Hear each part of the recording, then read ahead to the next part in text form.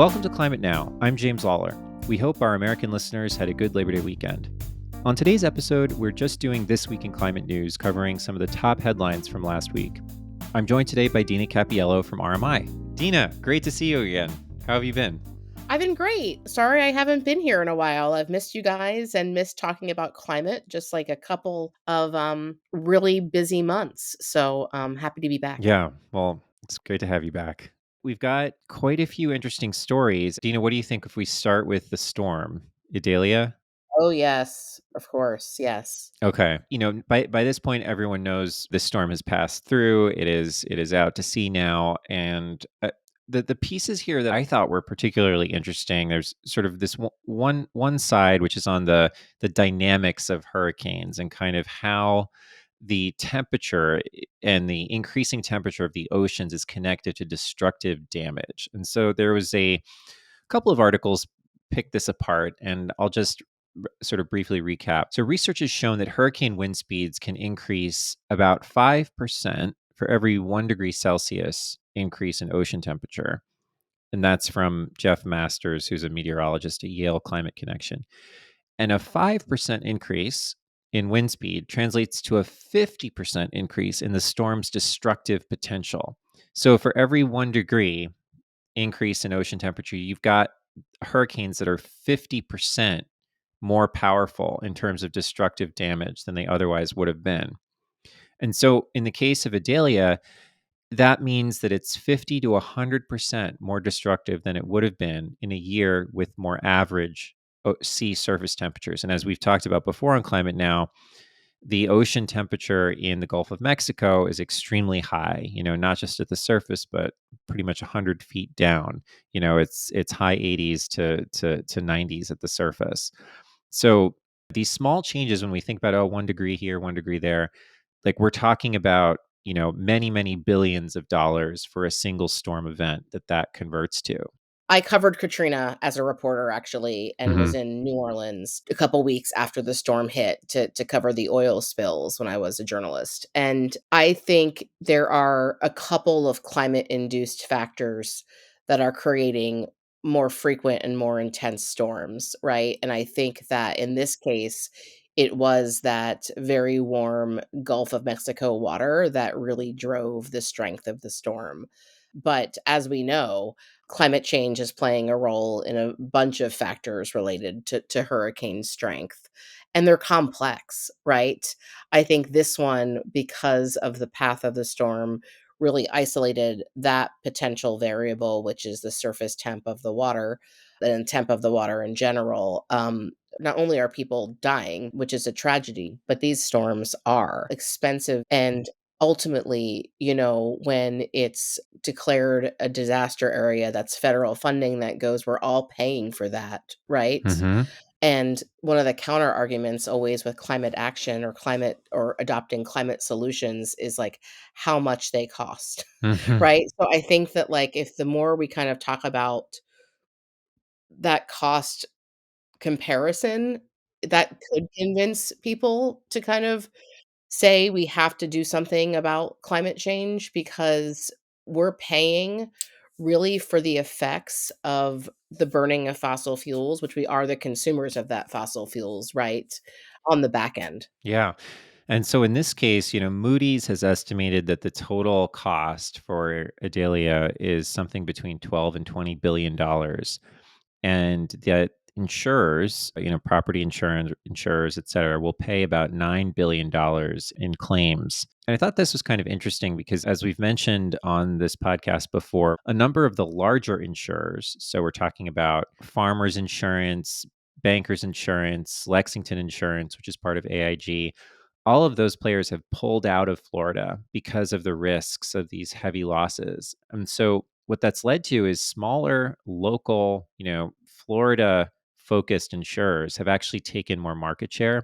So Citizens, which is a Florida nonprofit, it's Florida's nonprofit state-backed insurance provider, and they've been sort of seen as an insurer of last resort. They've been gaining market share since 2022 because of all these primary insurers which have been leaving the state. And, you know, they have less resources, right? And so increasingly, the state is sort of relying on these less and less robust insurers to kind of cover what will be increasingly large disasters. And that's surely not headed toward a good place. 100%. Talking about Florida, and I think this is really connected, is the news that DeSantis, the governor of Florida, also running for president against Donald Trump, is refusing to take money from the Inflation Reduction Act, which was that historic climate investment passed by Congress. And so I'm bringing this up and kind of connecting this because obviously the IRA, or IRA as people call it too, really could bring Florida's eligible for some $350 million in funding to be more efficient with their energy and incentive. And that would go a long way, right, to addressing the issues, right? Obviously, it's a global issue, climate change, Mhm. but I think it's really symbolic, like in the wake of this major storm, with the major consequences of this storm, that the governor in this case, obviously playing politics, as we all know, is saying, no, I don't want the $350 million that could help reduce emissions from this state, the very same emissions that on a global level are causing these massive storms. So I think that's kind of an interesting connection that I haven't really seen made, and really interesting timing, I think, for the state of Florida, who was, in the eye of the storm in this Mhm. one. Mhm. Mhm. So another news story this week, and I feel like for some reason a lot of them connected, or the other explanation for this is that climate change has become really about everything, right? Mhm. And so when it's about everything, it's always connects, right? On Monday of this week, the Biden administration announced nearly 3 billion in funding for hundreds of communities across the US to reduce their vulnerability to climate change influenced extreme weather events. Obviously, just talking about Florida and Adalia, that is one of the vulnerable communities. A lot of flooding occurred, etc. Even on the eastern seaboard, we have Franklin off the coast, which is not causing damage but dangerous riptides. So the new money for resilience comes as many regions are still recovering from many recent weather and climate disasters. And FEMA, and this is really important, the Federal Emergency Management Agency, who is what gives out and doles out the money under the disaster relief fund, is set to run out of money this fall.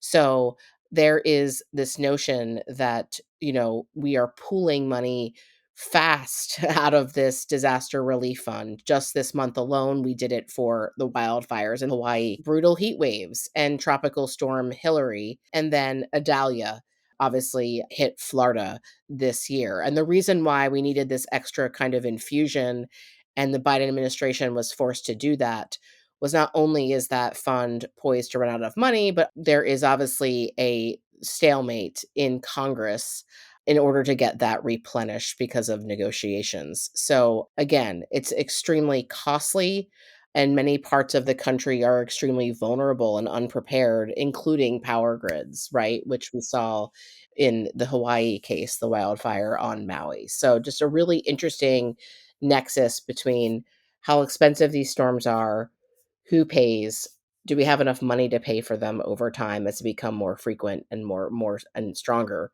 So just a really interesting, I think, nexus of news stories this week. With the wildfire thing, why aren't we really treating it as this big national security issue? Because, as we've covered here before, this year Americans inhaled twice the total particulate 2.5 matter as the total accumulated amount between 2006 and 2019. Twice all of that just this year was the average amount that we inhaled.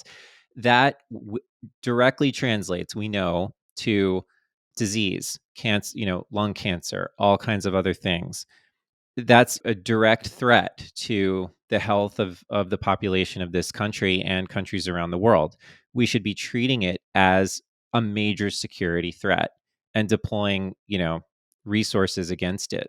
And I think increasingly we're going to see that. Like, there's just no way we're not. Projects that create more resiliency, that prevent these events from getting out of control are going to become more and more prevalent, hopefully. Yeah, for sure.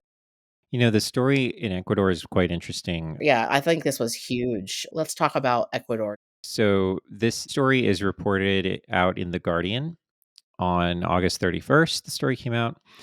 And the article details how voters have won this major battle with the oil industry in Ecuador. The voters in Ecuador approved a total ban on oil drilling in protected land in the Amazon, this 2.5 million acre tract in the Yasuni National Park, which is a very important biodiversity hotspot. It's a UNESCO designated biosphere reserve and home to two non contacted indigenous groups. It is interesting because it shows how, important democracy is for the climate transition. You know, th- in countries where you have a mechanism for kind of the population to express their majority view about what activities should be permissible and what activities should not, you have paths to, to accelerating that transition and making sure that companies are not taking actions that would, that would sort of accrue to the continued detriment of the population. That's it. Yep. So, once again, in the climate changes everything, maybe that should be like the theme for this show, Hmm. James. There was a story in the New York Times, actually, a really amazing story with amazing graphics. So, please, if you haven't seen it, check it out. But it's all about groundwater depletion. America is using up its groundwater like there's no tomorrow, is the headline. And they have a wonderful whole nationwide graphic where this is happening. And basically, the gist of the article is that we are using water faster than nature is replenishing it. So, again, this is about climatic change. Again, human caused by the burning of fossil fuels, where there are many parts of the country where, for instance, there are now Phoenix suburbs where they can't build new houses because there's not enough water there to supply those houses. So it's a really deep analysis and cut in terms of how we're doing in terms of aquifer replenishment, which is a huge resource not only for suburbs but for farmers, etc., across the country. And it connects to the topics we discuss on this show because it is about climate change and kind of like all roads lead back to there. And the groundwater depletion is already having an economic impact. So the article mentions states like Kansas, where the major aquifer beneath 2.6 million acres of land is no longer able to support industrial scale agriculture.